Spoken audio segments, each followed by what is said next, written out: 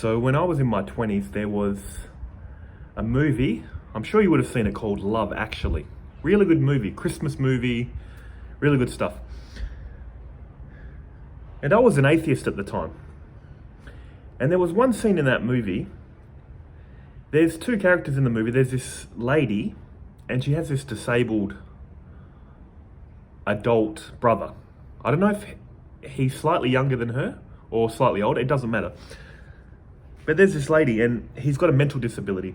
And there's a scene in that movie where they're sitting, I don't know if it's at home or in a hospital, they're just sitting normally. And then at one point he raises his hand, he's just about to hit her out of nowhere. And the way she reacts to that, she just grabs his hand, doesn't look upset or angry, just says, don't do that. Puts his hand down and gives him a hug. And my thinking at that point, something in me was like, wow, I don't know what it was, but that planted a seed in my head. Because my way of thinking around that time was, anyone reacts, anyone causes, anyone tries to be angry, anyone that reacts, I'm going to react back, retaliate. That was my mindset. You try to hurt me, I try to hurt you. There was none of this, try to hurt me and I'll stop you and say, stop it, don't do that. You know, that loving and compassion. What I saw in that scene, it was foreign to me at that time. I was very reactive. Now, I mentioned I was an atheist. This has nothing to do with atheism. I'm just saying that's the phase I was in. It doesn't mean atheists are like this. Angry, snappy, all that kind of stuff. I'm just saying. Because I grew up with all these teachings in Christianity. Love, forgiveness, patience. But that was all words to me. And when I saw that scene in that movie, I know something shifted in me. Deep down. Subconsciously. And when I started getting to more teachings of Buddhism and Hinduism, non-duality, these gave me the reasons why to be loving, understanding, and compassionate. Because in Christianity, they said, be good, be loving, be this and that. And I used to think, why? Why should I do that? What, to go to heaven or something? But like I said, these non-dual teachings gave me the reason. Because you start realizing there is the one appearing separate. Love is the absence of separation. And this reality is not separate. It just appears that way. And that scene in that movie, I try to carry that over in my everyday life now. Which is, to the best of my ability, use love to conquer hate. Now, love doesn't mean hugging everyone. It doesn't mean not yelling at anyone. It just means operating from the root of love. Realizing, once you see reality as it is, there is just the one appearing separate. You're only seeing reality through your conditioning. You realize everyone's doing that. You're not seeing reality as it is. You're seeing reality as your mind is. If this was pure reality, like this, and your hands are like the mind, whatever conditioning are on these fingers is what you're seeing. You're seeing reality through the fingers. If there's anger on these fingers, hate, judgment, greed, jealousy, envy, you're seeing reality filtered through the fingers. That's why I mentioned in other videos, I try not to react to negative, angry people because they're not seeing me. They're seeing their projection of me and I'm seeing my projection of them. And once you get into these teachings of love, patience, forgiveness, oneness, your thinking evolves higher. This mind that you're conditioned, this mind that's overlaid on top of you becomes more lighter, more loving. It replaces all the hate, judgment, reactivity with love, patience, non-reactivity. So that's what you're seeing. And I mentioned this in other videos too. That's your problem. If your mind is evolving to higher thinking, loving thinking, don't expect the world to change. They're not on the spiritual path, you are. Always take everything back to you. The reason I'm like this, and I'm recommending you to be the same, when you keep blaming others, you're a victim. You need to turn everything back to you. Make yourself responsible for everything. Fool me once, shame on them. Fool me twice, shame on you. I've loved that saying, which is when you're meeting with a new person, a stranger, they might appear nice, friendly. They might screw you over. Shame on them. But if you know their nature now, once they've revealed themselves and you go back and get hurt again and again and again, it's so irritable to hear people, you keep making the same mistakes and blaming them. You know what they're like. That's why I said, if you want true inner peace, guys, You need to be like in that example of that movie. Like I said, once you see what you are at your core, you know what everyone is at their core. And when people raise their hand at you, like in that video, you can stop them in any way you need to, but not hate them. You don't have to stop them and hug them. It's just knowing that they're not seeing reality correctly. That's where the compassion comes from. They're just seeing reality through their thinking, which is faulty. Once you clearly see this reality is not separate, it's just appearing that way, you just see everyone's living through ignorance, not stupidity, just ignorance in the sense of they're not seeing reality correctly. So what are you going to do? Blame them for that? It's not fair. It's your responsibility, once you see how reality truly is, to make the change, to be an example. I've used this example before when talking about reflected consciousness, about this reality is a mirror. This reality is a mirror to your true self. I used to do this little exercise in the past, even before I got into these non-dual teachings, especially when I'm sitting in front of someone. I'd pretend I'm sitting in front of them and looking in a mirror. So the person in front of me is my reflection. That would give me a lot more empathy and understanding. You can take this out to this whole reality. Picture this reality as a mirror. You're staring at yourself in a mirror. So these people that are annoying you, they're your reflection. And what happens? When you yell at a reflection, it yells back at you. When you're loving to a reflection, it's loving back to you.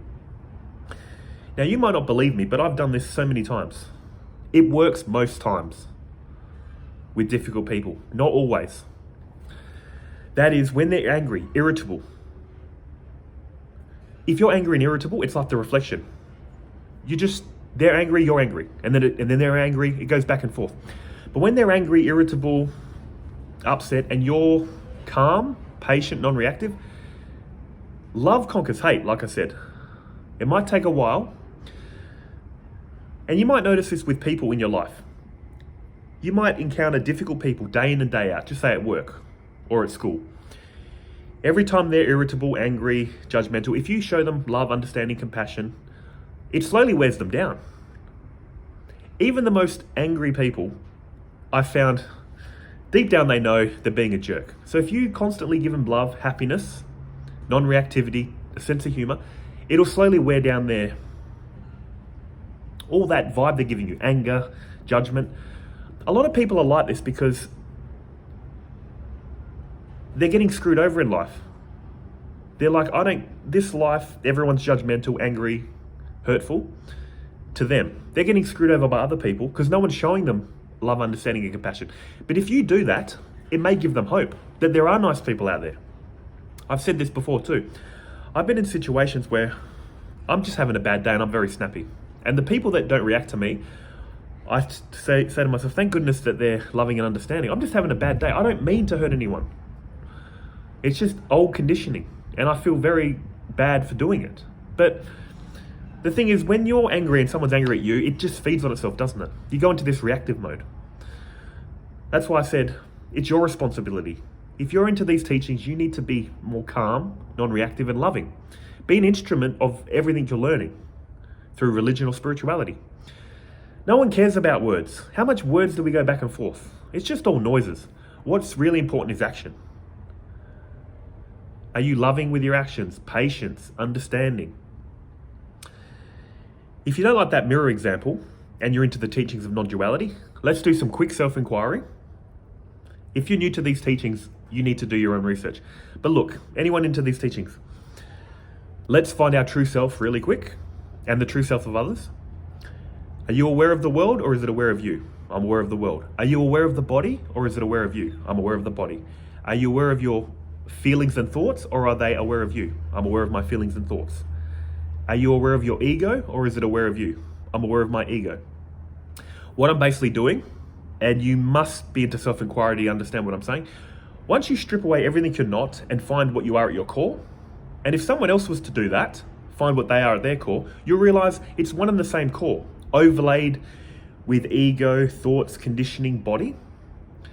Why I'm mentioning this is, if we were to strip away everything that we think we are, the body, thoughts, feelings, ego, and someone else was, and we were to trade places, take on their thoughts, feelings, body, and they were to take on yours, you'd become that person. Literally. Why I'm mentioning this is, once you realize the true self of them and you is one and the same, but you just overlay with all this conditioning, all this clothing, all this mess. A lot of it's mess, isn't it? This person at their core is you, and you at your core is that person. That's why in Advaita Vedanta, they want you to see beyond the appearance and focus on the core, the divinity in them, and realize, again, their essence is divinity, so is yours, overlaid with all this conditioning, past traumas, people screwing them over. Don't worry about all the conditioning. Focus on their core, focus on your core. And once you do that, what is there left to do? Patience, love, understanding, compassion. That works with so many people, I've noticed. And if they're totally unreasonable, they've got a lot of conditioning, and you just need to stay away from them. As Sri Ramakrishna said, there is divinity in everyone and everything. There's divinity in the tiger, but it doesn't mean you go up and hug the tiger, because it'll hug you back. Some people are like tigers, scorpions, snakes. It is God appearing in these forms. Doesn't mean you go up and hug the snakes, tigers, scorpions, because their nature is to sting or to bite. So stay away from them, of course. But it doesn't mean you have to hate them. Same with these people. Show them love, understanding, compassion, empathy, patience. If it doesn't work for an extended period of time, stay away from them. They're not for you. Your life path and their life path are so different. And guys, our ego hears all this and goes, oh yeah, love, understanding. Why should I? Because it's hard. It's the right thing to do. And even if it's not the right thing to do, watch what happens slowly over time. The more you do this, the weaker the ego gets. The ego is causing all this, all your misery, all this separation, anger, desire. The more you do these practices, it's chipping away at the ego. And you're going to get everything you desired. See, why do you want everyone and everything to change? To be happy. But that's not the way. The way to change everyone and everything is to change yourself.